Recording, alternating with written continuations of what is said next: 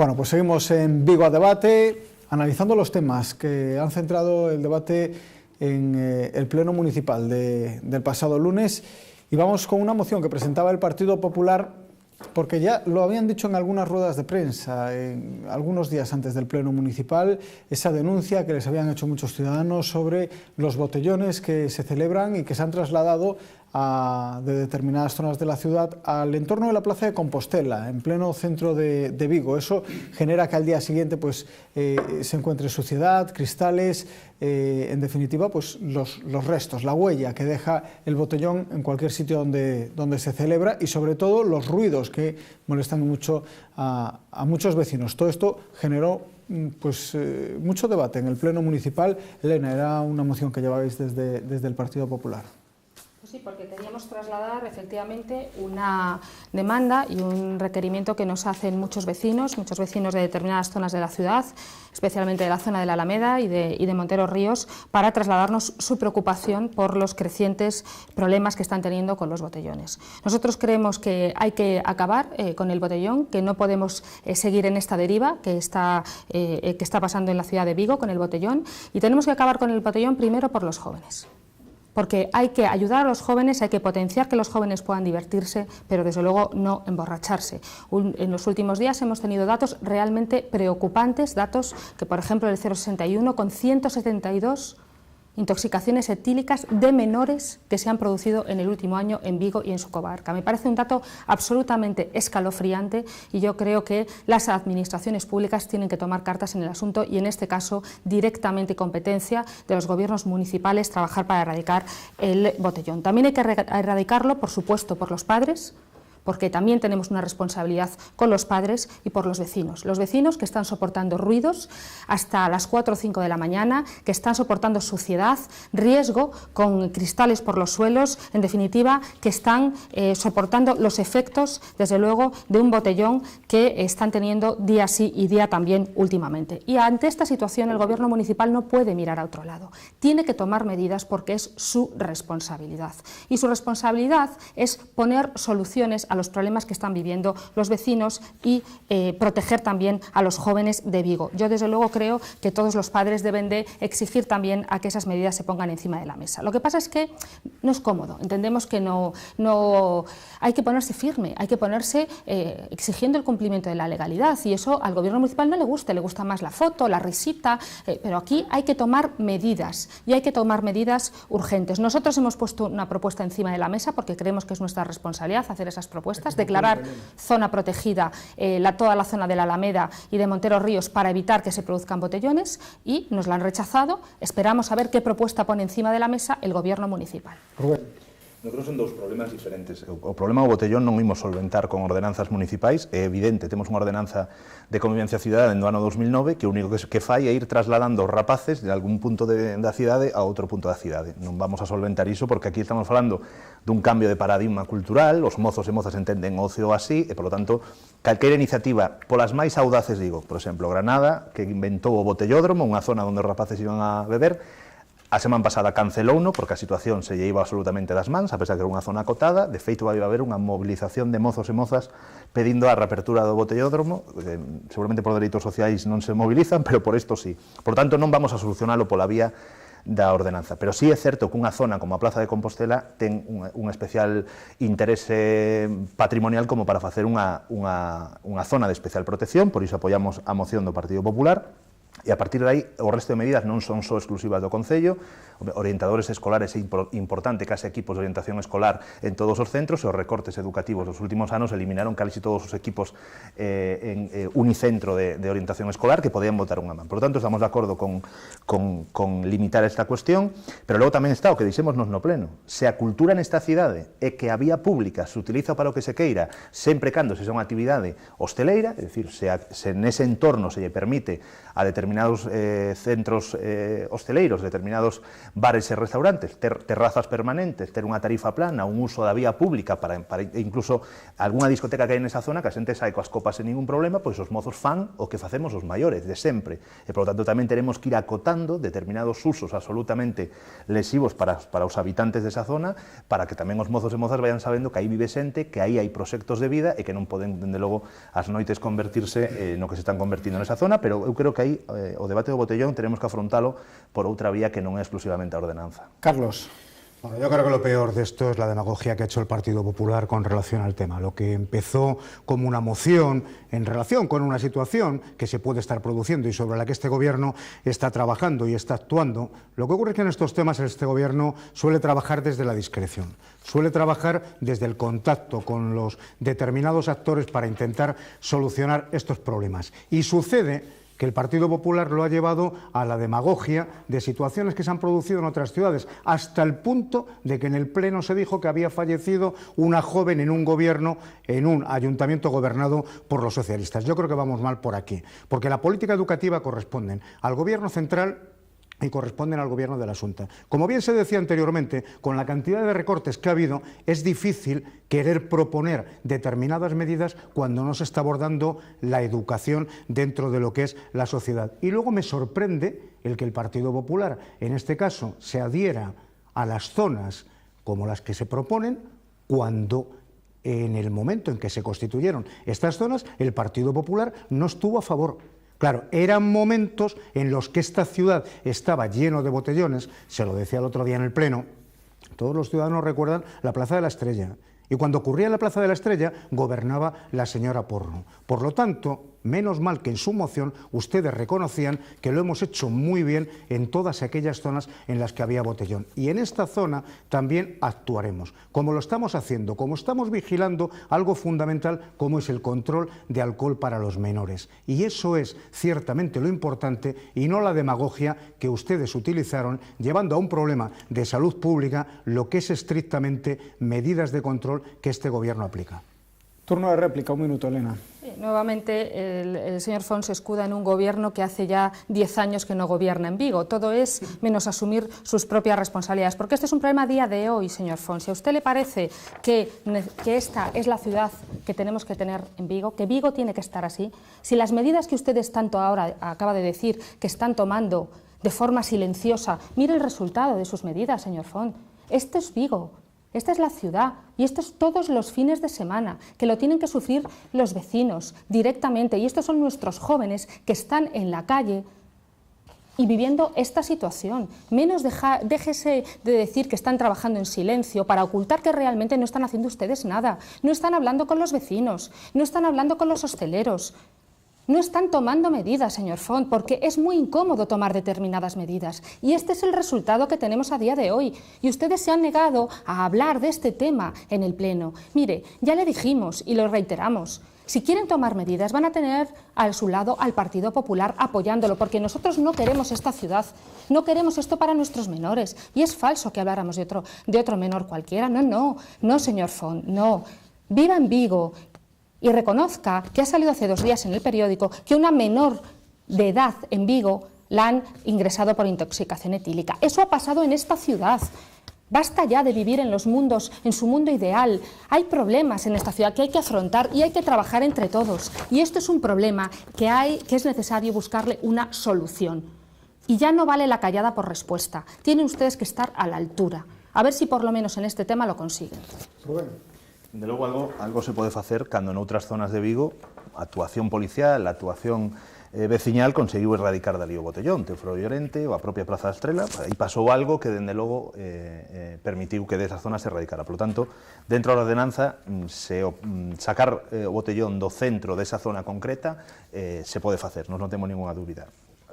Medidas proactivas por parte dun concello, bueno, para nós hubo algunha época neste concello que existía programas de ocio alternativo nocturno, porque obviamente o botellón se produce en datas de noite, ¿no? Por lo tanto, programas de ocio nocturno, experiencias piloto tivemos en este concello, en outros concellos do país se siguen facendo esas experiencias, recuperar programas xuvenís.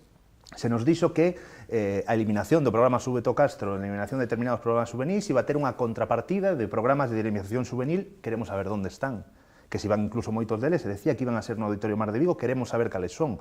Creo que hai unha alternativa, por lo menos por esa parte se pode facer. Pola outra, pois, home, a ordenanza fala de multas, entre 300 e 3.000 euros por consumir alcohol na rúa. Queremos saber cantas multas se puseron. Tamén cantas multas se poñen a determinados recintos que incumplen a ordenanza, que a ordenanza di que non pode haber terrazas permanentes nesa zona. Hai un hotel que ten unha terraza, dentro de pouco, creo que se lle queda poñer un posto de perritos quentes. Entón, aí a cuestión é, vamos a exercer a capacidade normativa que temos para ir acotando. Eu creo que determinados mozos, a golpes de multa de 300 euros, seguramente se o pensan antes de tirar unha botella de cristal e rompela contra o chan no centro da cidade, neste espacio. Carlos. Si piensa, señora Muñoz, que cuanta más demagogia se van a solucionar los problemas, está totalmente equivocado. Por mucha imagen que pueda enseñar, la ciudad antes de gobernar Abel Caballero, esta ciudad era lo que usted puede enseñar por 100.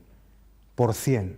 Y como bien decían en su moción, que es la única verdad que se decía en la moción, este gobierno de Abel Caballero solucionó en estos 9 años y medio el problema del botellón. Y mire, le puedo consentir absolutamente todo y debatir absolutamente todo con usted, pero que usted diga que no estamos hablando, que no estamos actuando, que no estamos buscando medidas, es absolutamente falso.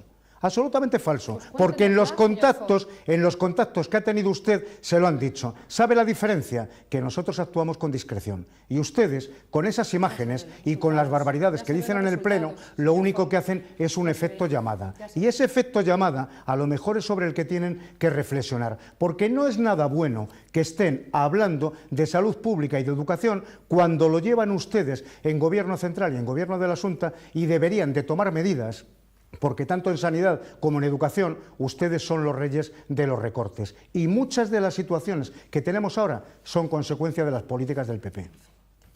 Sí, no se sorprenda, es así. Querer negar la realidad y buscar excusas. Bueno, vamos a dar este tema ya por zanjado. Gracias, Carlos.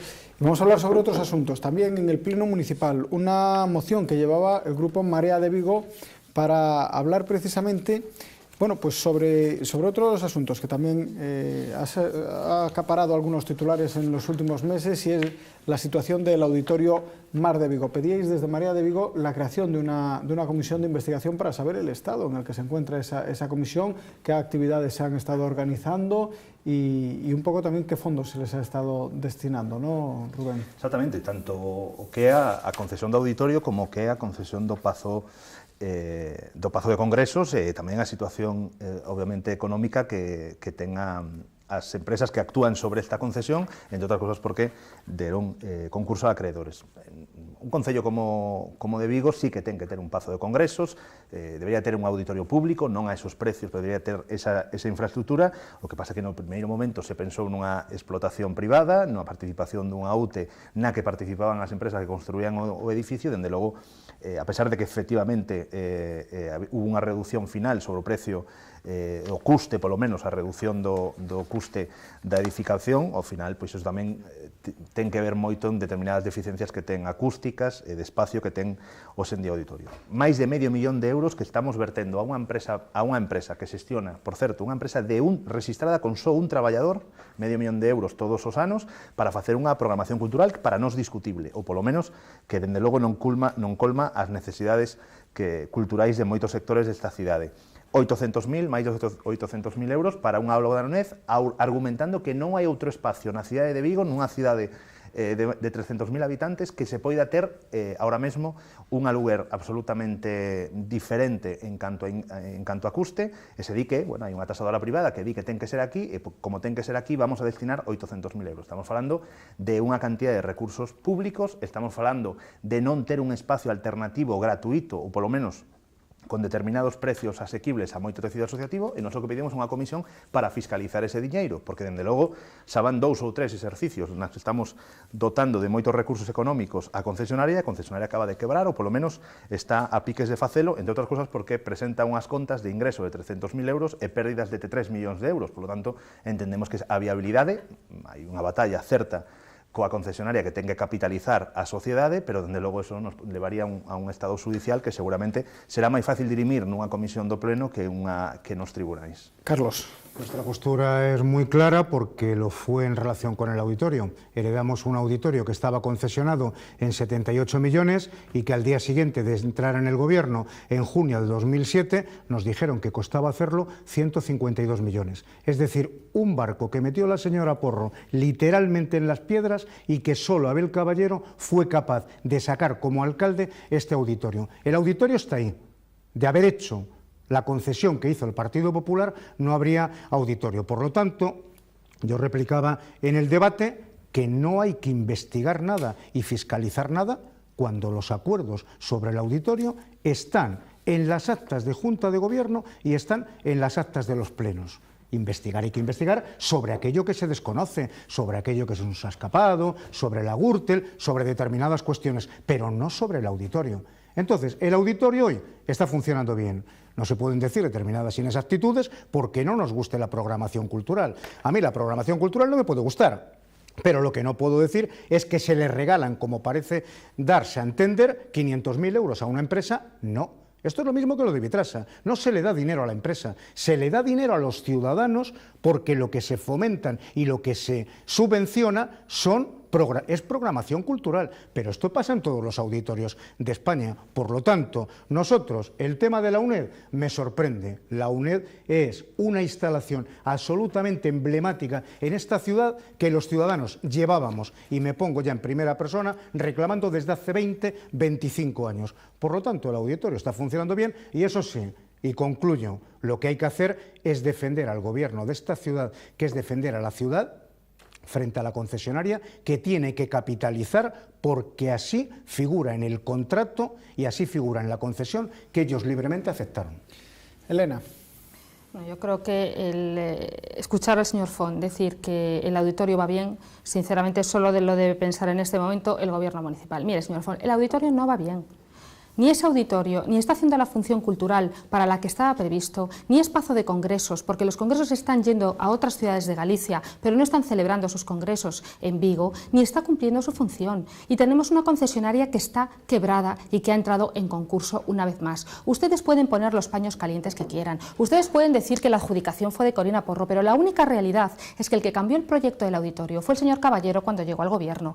El que redujo la construcción de precisamente las zonas que estaban orientadas a facilitar ingresos para la explotación del auditorio fue el señor Caballero. El que, viendo que eso iba a pique, amplía la concesión 25 años, fue el señor Caballero. El que tomó la decisión de inyectar, sí señor Font, inyectar 500.000 euros al año a la concesionaria del auditorio porque estaba en números rojos, fue el señor Caballero. Y quien se ha inventado el alquilar instalaciones municipales, porque el auditorio es municipal, a cambio de 13 millones de euros en los próximos 20 años, ha sido el señor Caballero. Y a pesar de todas estas cosas que ha hecho el señor Caballero, le ha salido mal y la concesionaria está en concurso. Mire, sí que hay que investigar mucho. Hay que saber, porque los ciudadanos tienen que saber en qué va su dinero, tienen que saber que más de 1 millón de euros al año se están metiendo en esa concesionaria y en ese auditorio. Y quieren saber por qué y quieren saber a dónde se destina ese dinero. Claro que hay que investigar, pero ustedes no quieren investigar, igual que no quieren auditar a ninguna otra concesionaria de esta ciudad.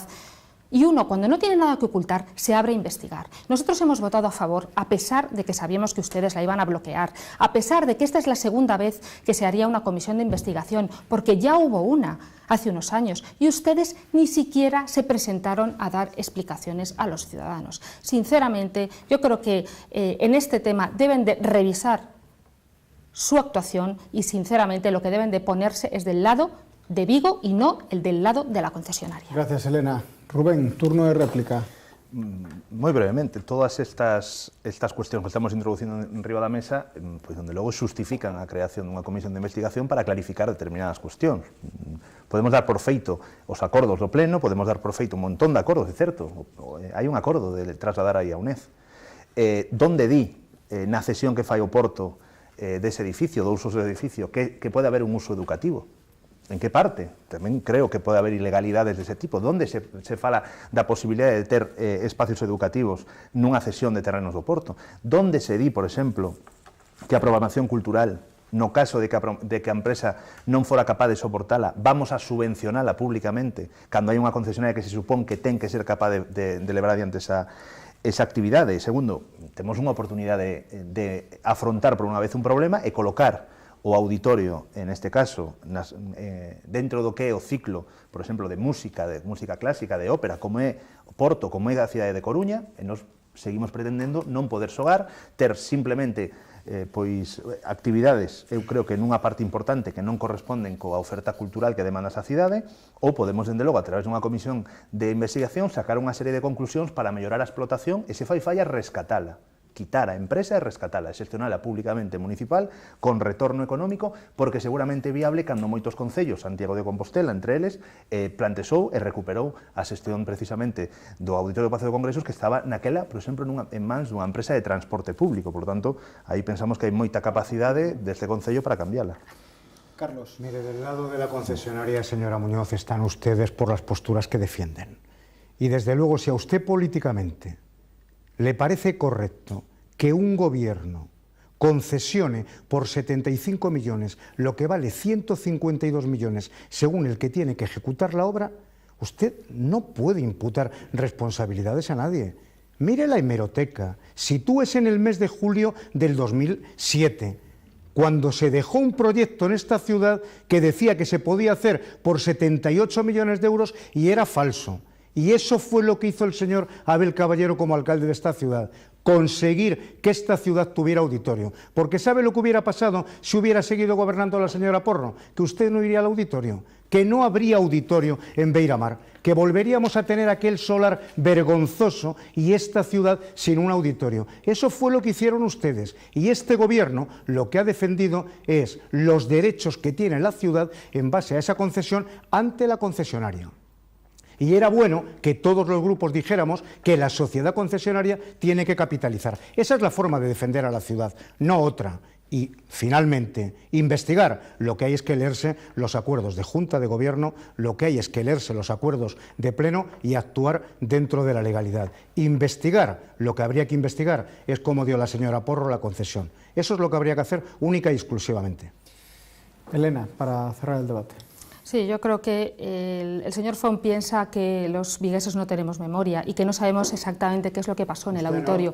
Y le tengo que decir que el señor Caballero lo único que ha hecho para el auditorio es poner la placa con su nombre el día de la inauguración, porque quien pagó y quien sufragó los gastos para la construcción del auditorio fue la Xunta de Galicia, un gobierno del Partido Popular. Señor Font, que somos todos vigueses, vivimos en esta ciudad y sabemos perfectamente lo que hizo el señor alcalde de Vigo, y lo que ha hecho es absolutamente imposible la gestión a través de la concesionaria con las medidas que ha tomado, y luego ha puesto parches para intentar buscar una solución y le salen mal todas las medidas, y le sale mal inyectarle 1 millón de euros al año, que es su última decisión, con la excusa de poner ahí las aulas de la UNED, que por cierto yo también estoy de acuerdo en que es muy cuestionable si está dentro de las condiciones de la concesión. Por tanto, todo lo que ha ido haciendo el señor Caballero ha sido fracaso tras fracaso, y la realidad es que, queriendo tanto salvar a la concesionaria, ahora esa concesionaria está en concurso, porque el error es de base y el error lo cometió el señor Caballero, y lo estamos pagando los vigueses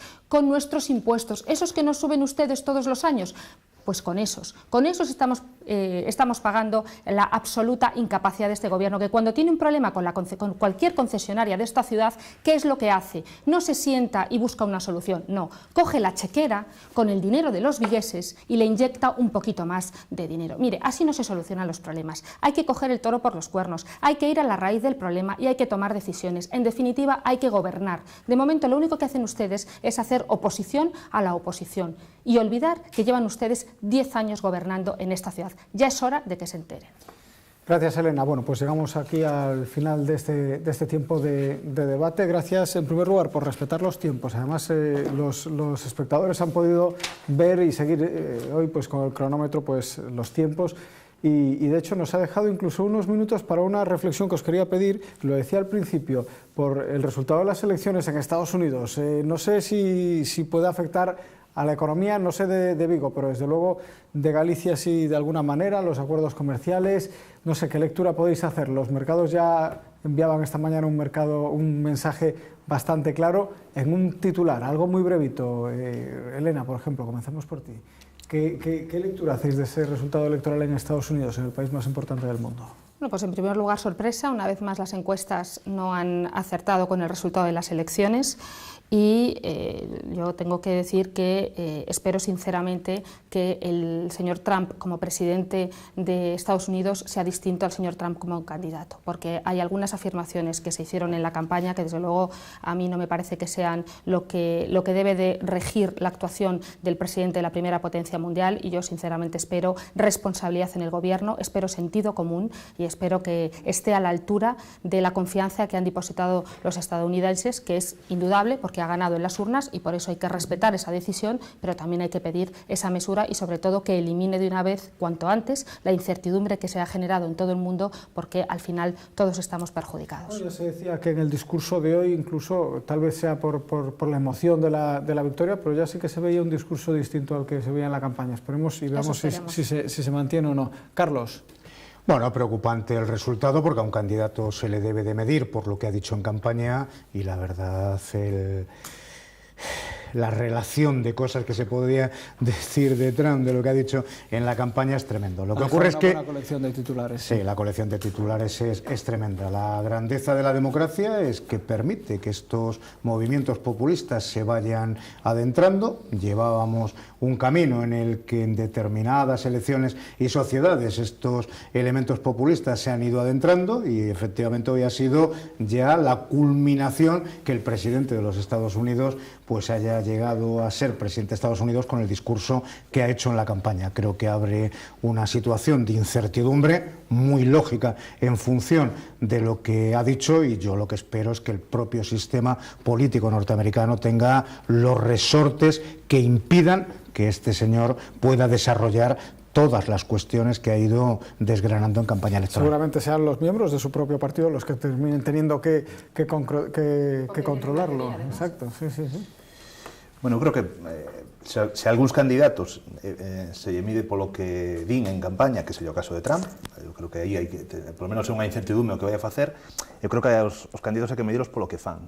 Hillary Clinton foi secretaria de Estado dos Estados Unidos. A política exterior dos últimos anos de Estados Unidos, o masivo asesinato de persoas en Libia, en Siria, no norte de África, ten unha responsable, que é Hillary Clinton. Por lo tanto, tamén é comprensible que parte da esquerda política e social americana decidiran que a esa señora non a querían votar. Gran parte do éxito de Trump é a desmovilización do voto de esquerda. E, dende logo, Hillary Clinton non era unha alternativa a Trump, ou todo o contrario. Eu creo que en política exterior, posiblemente, os sirios poden estar tranquilos de que a política exterior americana, tal como plantexaba Trump en campaña, vai a retraerse, porque el quere encerrarse nesa burbulla de americanismo, patriotismo, populismo, do peor sentido do populismo. Eu creo que é unha mala nova, pero a veces os povos deciden suicidarse colectivamente, temos que ser respetuosos con esas cuestións, como en Ucrania goberna a extrema dereita, como en Bulgaria temos a Orbán que cada día dá máis disgustos, ou como en Polonia temos os ultracatólicos tivemos, non? Pues eu creo que hai esas cuestións de soberanía nacional de cada povo de elegir, pero logo en política exterior esperemos que haxa un cambio porque os últimos anos do Obama foron desastrosos para moitísimas persoas no Oriente Próximo. Bueno, pues con esta pequeña reflexión sobre esa gran noticia que conocíamos esta misma mañana nos despedimos. Muchas gracias, nos vemos bueno, no sé si en 4 semanas, si en 5, porque menos, ¿no? Porque este mes, claro, tenemos, bueno, en fin, nos veremos en menos aquí en esta mesa de debate. Muchísimas gracias por acompañarnos y ustedes, como siempre, gracias por estar ahí al otro lado de las pantallas. Sean muy felices durante los próximos 7 días, porque volveremos la semana próxima en Vigo a Debate con más actualidad. Un saludo.